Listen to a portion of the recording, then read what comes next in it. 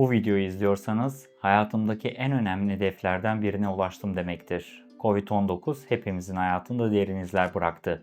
Benim içinse sevdiklerimin sağlık sorunlarıyla mücadele ettiği bu süreç oldu ve bu beni durup düşünmeye, araştırmaya yöneltti.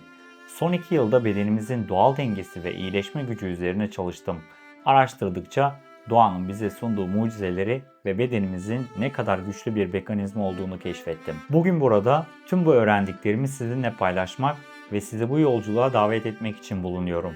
İçimden bir ses bunun çok özel bir yolculuğun başlangıcı olduğunu söylüyor. Amacım kişisel gelişimi destekleyen ve herkesin bedenindeki doğal gücü yeniden keşfetmesine yardımcı olacak içerikler üretmek. Hadi başlayalım.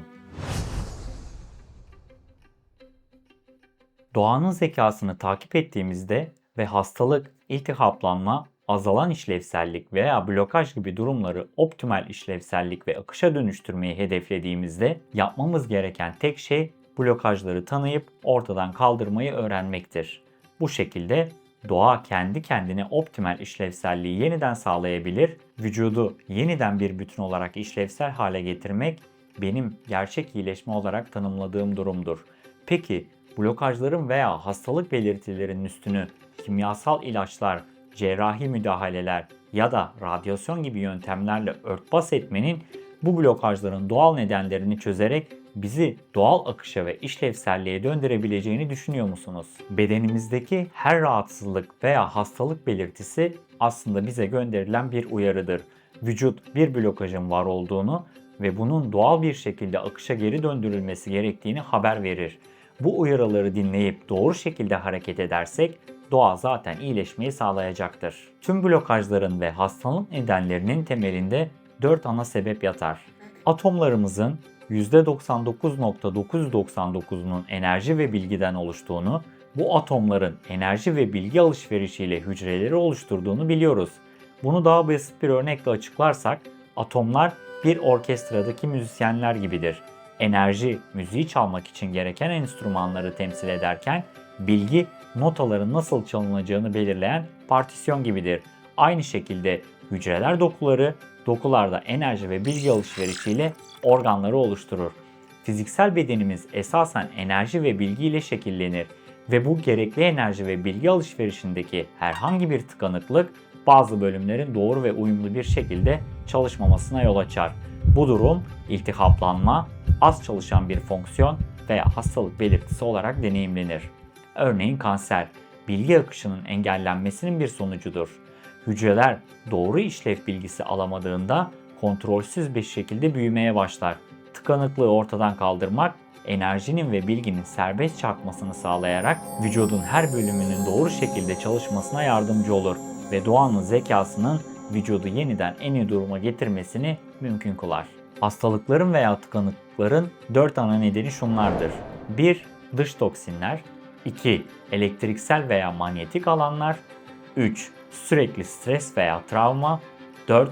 Beslenme ile ilgili tıkanıklık. Her biri bedenimizin doğal işleyişini farklı şekillerde etkileyen bu 4 temel blokaj sebebi sağlığımızın önündeki en büyük engellerdir. Ancak her konunun derinliği farklı olduğundan bu videoda sadece dış toksinler ve etkileri üzerinde duracağım. Diğer blokaj türlerini ise bir sonraki videolarımda ele alacağım. Dış toksinler ve blokajlar. Fiziksel bedenimiz sürekli olarak toksinlere maruz kalır ve bu toksinler vücudumuzun iletişim sistemini bloke eder. Yani hücreler "ben buradayım" diyemez hale geliyor. Sonuç hastalık belirtileri, yorgunluk, hatta bazen ciddi rahatsızlıklar. Bunu şöyle düşünün. Bir bilgisayarınız var ama internet bağlantınız gitmiş. Sonra? Vücut bu değerli hastalık belirtilerini bize uyarmak için sunar.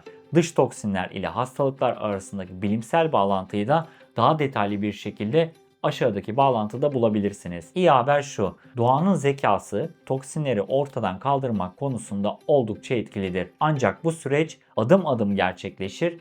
İlk olarak toksik olan şeyleri tanımamız ve bu toksinlere temasımızı sınırlandırmamız gerekiyor. İşte başlıca toksin kaynakları. Gıdalar.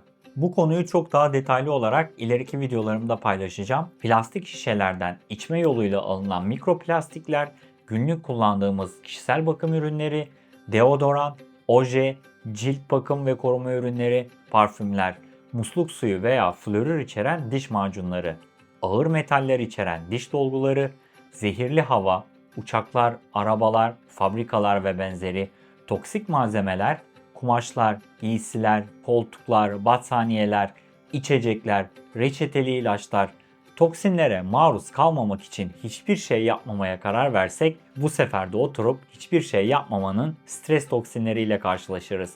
Neyse ki doğanın zekası bu toksinleri atma konusunda oldukça yeteneklidir.